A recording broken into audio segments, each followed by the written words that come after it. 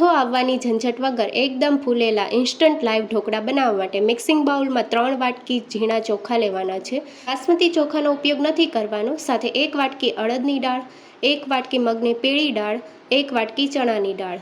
હવે 2 થી 3 પાણીએ ધોઈ લઈશું। બધું પાણી કાઢી લઈશું। હવે દાળ ચોખા ઉપર સુધી પાણી ઉમેરશું અને ઢાંકણ ઢાંકીને 4 થી 5 કલાક માટે પલાળી લઈશું।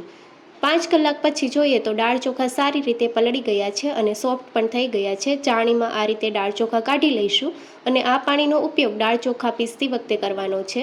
મિક્સર જારમાં દાળ ચોખા ઉમેરશું। સાથે 1 વાટકી પલાળેલા પોહા, 1 વાટકી ખાટું દહીં, તીખાશ માટે 2 લીલા મરચાં અને 1 ઇંચ આદુનો ટુકડો ઉમેરશું અને હવે જરૂર પ્રમાણે પાણી ઉમેરવાનું છે। તો અહીં અમે અડધો કપ જેટલું પાણી ઉમેર્યું છે।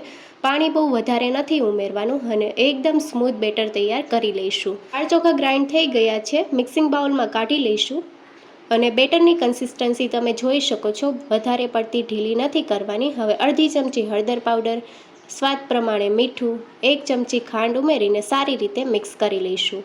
બેટરમાં સારી રીતે મિક્સ થઈ ગયું છે। હવે 4 થી 5 મિનિટ માટે એક જ ડાયરેક્શનમાં ચલાવતા રહેવાનું છે।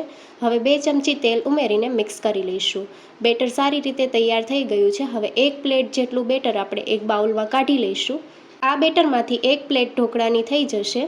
હવે અડધી ચમચી ઈનો ફ્રૂટ સોલ્ટ અને 1 ચમચી લીંબુનો રસ ઉમેરીને સારી રીતે મિક્સ કરી લઈશું। ઢોકળાની પ્લેટને ઓઇલથી ગ્રીસ કરી લઈશું। તમે થાળીમાં પણ સ્ટીમ કરી શકો છો। ઢોકળાનું બેટર ઉમેરશું, લાલ મરચું પાવડર સ્પ્રિંકલ કરીશું અને હવે સ્ટીમરમાં આપણે 10 થી 12 મિનિટ માટે હાઈ ગેસની ફ્લેમ ઉપર થવા દઈશું। ઢાંકણ ઢાંકી દઈશું। ઢાંકણ ખોલી લઈશું। 12 મિનિટ જેવું થઈ ગયું છે। નાઇફની મદદથી ચેક કરી લઈશું। નાઇફ એકદમ ક્લીન આવે છે। ઢોકળાની પ્લેટ થઈ ગઈ છે અને હવે ઓઇલથી ગ્રીસ કરી લઈશું, લાંબો સમય સુધી ડ્રાય ન પડે। ઢોકળાના પીસ કાઢીને બતાવું તો આ રીતે તમે જોઈ શકો છો। જાળીદાર ઢોકળા તૈયાર છે। ફૂલ રેસીપી NY કિચન પર આપેલી છે।